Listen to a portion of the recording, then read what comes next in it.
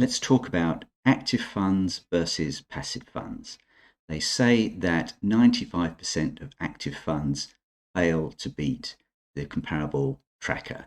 So I just say, well, find the 5% that do and focus on those. They should be fairly easy to spot, and that's what we're going to do in this video. It's also a lot more difficult for global funds and US funds to beat the comparable tracker. This is because of all of the information that's available in particularly the US market. There's also recently been a lot of problems with active funds beating trackers because of the strong performance of like Microsoft and Apple. So the very largest companies in the world have led a lot of stock market performance, and most active funds are underweight those companies because they don't want to be seen to be closet trackers. So if things flip round the other way and you get maybe some more mid-cap, we get some other companies breaking through, then you might see a greater proportion of active funds beating the comparable trackers. To illustrate my point about the largest companies in the world, just look at the performance of the L&G Global 100 versus a standard index tracker. By just focusing on the largest 100 companies in the world, excluding a few that don't report either revenues or net assets on a regional basis, you find that the Global 100 outperforms the standard tracker. But then also the Global 100 takes on a bit more volatility risk because it's quite concentrated around a few companies. So arguably it's a fair trade because you're getting more return for potentially more risk. I do think though that over the next maybe 20 to 30 years, I think a Global 100 would probably beat an index tracker, but you just got to be prepared to have the patience to tough it out and to have faith in the 100 largest companies, whichever they may be. For our tracker, we're going to be using iShares Core MSCI World ETF. The ticker is SWDA. We're using it because it's got a long track record and pretty decent performance. The 10-year annualized is 11.37%. So that's essentially the number that we've got to beat. The active fund that I'm going to use for comparison is JP Morgan Global Growth and Income. It's an investment trust. I'm going to be using its total returns, so I'll be including its dividends, which are about 3.94%. The market cap of the fund is 1.9 billion, so it's about a tenth that of Fundsmith, and it's really not too large. We've got some performance stats here, and I'll be drilling into this in a lot more detail, trying to make sure we fully understand what's going on. We've got the annual returns here, and then we've got the percentile rank here. So each year it's not doing too badly. It's often in the top quartile, but it's never number one. That's because it doesn't go over the top in terms of maybe energy companies or growth companies. It's always got quite a sound mix in the portfolio that gives consistency.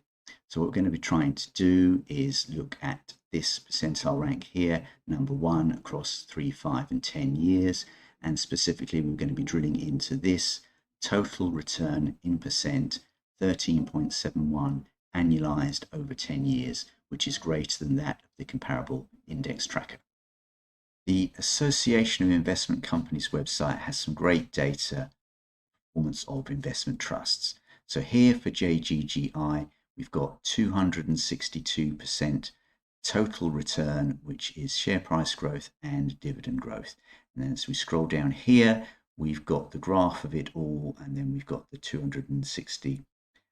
And then what we can do is we can just change the display, and we can look at the share price growth as well. And so now we can see the share price growing from about £1.80 to £4.72, £2.92 in growth, 163%. So what we can do is just compare this in a spreadsheet, look at the KGARs, and sense check the data. In this spreadsheet, I've analysed the share price and total returns of JP Morgan Global Growth and Income and compared it to our tracker. So what I've done is I've pulled the price from 10 years ago, and then the closing price of yesterday for both the funds. and then I've calculated the compound annual growth rate. So for JGGI, the price has been going up by 10% compound. For the tracker, it's 11%. So if you use a very basic broker's price comparison tool, it'll say that the tracker beats the fund. But actually, if you use some of the data from the Association of Investment Companies / Morningstar, same data set, here we've got the 13.71% CAGR, which is essentially looking at the return today versus 10 years ago. And it's basically the price compounding plus approximately the 4% dividends that we get. Now, it does assume that the dividends are reinvested immediately. It assumes there's no brokerage charge for buying the shares. It ignores the difference between the buy price and the mid valuation price, so you'll get some slippage there. It possibly includes stamp duty on the purchase, but I'm not so sure. So overall, it's a reasonable comparison. It does maybe slightly overstate the numbers for the investment trust.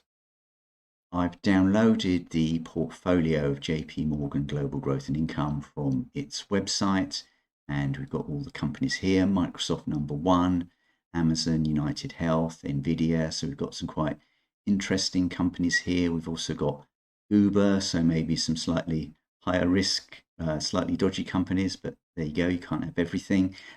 Overall, it's about 50 holdings, not too concentrated in the top 10, and I think it's quite a nice mix of things like Shell as well. You've got some banks in there, so you've got quite a variety of things that should be able to produce decent returns across a variety of different market conditions.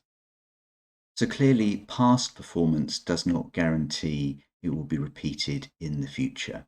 So what I look for in an investment trust are things like whether it's a flagship fund with a lot of assets under management and a lot of management attention being applied to it. And I believe that is the case for JP Morgan Global Growth and Income. I look for reasonable fees, and here the fees are about 0.5% compared to 0.2% for the tracker. So the fees aren't too bad. We do have risks going forward of things like change in management or like style drift, where it becomes too fixated on a certain group of stocks. So we do have to continually monitor the holdings of JP Morgan Global Growth and Income. So this is just one example of an active fund beating a tracker.